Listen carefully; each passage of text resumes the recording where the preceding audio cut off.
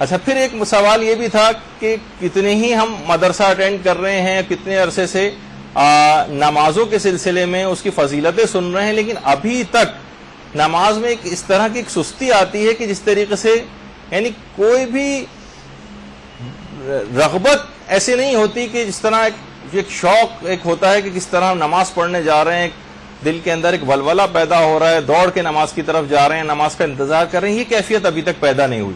تو نماز میں جو سستی ہے اس کا کیا کیا جائے؟ تو دیکھیے اس کے لیے بھی یہ سوال آیت اللہ بہجت سے بھی پوچھا گیا تھا.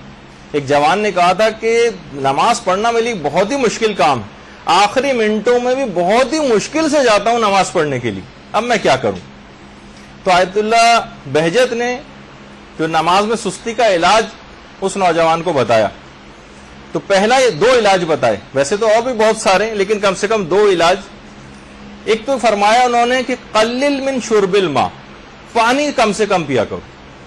یہ بہت سے سارے افراد کو ہو سکتا ہے کہ آج کل کیونکہ میڈیکل سائنس آپ کو پتا ہے کہ وہ بہت زیادہ ہم لوگ اسی کو زیادہ اوتھینٹک اور حجت سمجھتے ہیں، اگرچہ بہت سی روایات میں بھی زیادہ پانی پینے کی ممانعت ہے، لیکن یہ کہ بہرحال لوگ کہتے ہیں کہ بھئی اب زیادہ سے زیادہ پانی پینا چاہیے اور روزانہ اتنے گلاس تو ضرور ہی پانی پینا چاہیے. ہو سکتا ہے کچھ عرصے کی جتنی سائنس نے اپنے اندر تیزی کے ساتھ نظریات تبدیل کیے ہیں اور کسی بھی علم نے شاید اتنی تیزی سے تبدیل نہیں کی.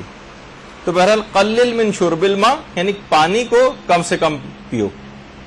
بہت زیادہ پانی پینے سے بھی جو ہے وہ نماز میں سستی پیدا ہوتی ہے، کوئی نہ کوئی کنیکشن ہوگا کہ جس کی وجہ سے انہوں نے اس کو ذکر کیا ہے. دوسری چیز آیت اللہ بہجت نے اور فرمائی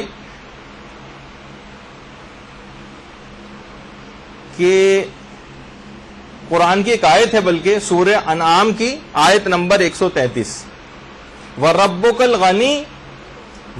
الْغَنِيُّ ذُو الرَّحْمَةِ. یہ قرآن کی ایک آیت ہے کہ اس آیت کو زیادہ سے زیادہ پڑھا جائے تو نماز میں سستی اور کاہلی اور ایک جو بے اعتنائی سی پیدا ہوتی ہے وہ دور ہو جائے گی. وَرَبُّكَ الْغَنِيُّ ذُو الرَّحْمَةِ،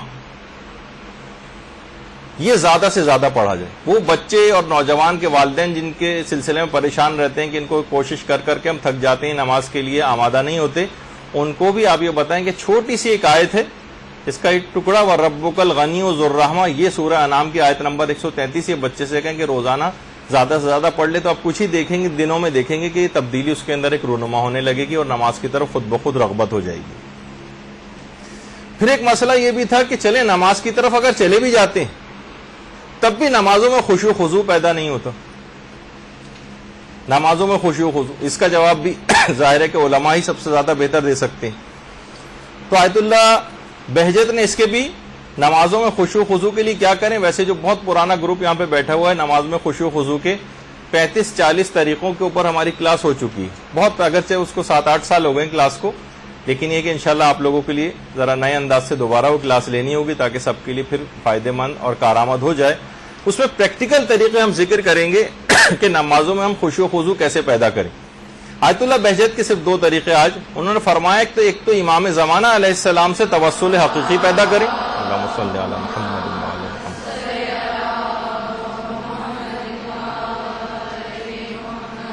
اور دوسرا یہ کہ نمازوں کو ان کے اول اوقات میں ادا کریں. پھر آپ خود دیکھیں گے کہ اگر آپ نے اس بات کا اہتمام کر لیا امام زمانہ سے توسل حقیقی کیسے پیدا کریں، خود ایک ذرا تفصیلی موضوع ہے جو انشاءاللہ 15 شعبان کے سلسلے میں جو امام زمانہ سے متعلق ہماری ایک نشست ہوگی اس میں اس بات کو ذکر کریں گے. اور نمازوں کو ان کے اول اوقات میں ادائیگی خود اس بات کا لازمہ بن جائے گی کہ آپ کا نمازوں میں خشوع و خضوع خود بخود پیدا ہو جائے. یہ اس وقت ہوتا ہے کہ جب آپ نمازوں کو بہت زیادہ لیٹ کرتی ہیں، ڈیلے کرتی ہیں، کاموں پہ کام کرتی چلی جا رہی ہیں، اپنے گھریلو اور نماز کو پس پش ڈال کر آخری اوقات تک پہ کھینچتی ہوئی لے جاتی ہیں، تب یہ ایسا ہوتا ہے. اگر اول وقت میں ادائیگی کا اہتمام ہو تو خود بخود خشوع و خضوع پیدا ہو جائے گا. برحمتك يا أرحم الراحمين وصلى الله على محمد وآله الطاهرين.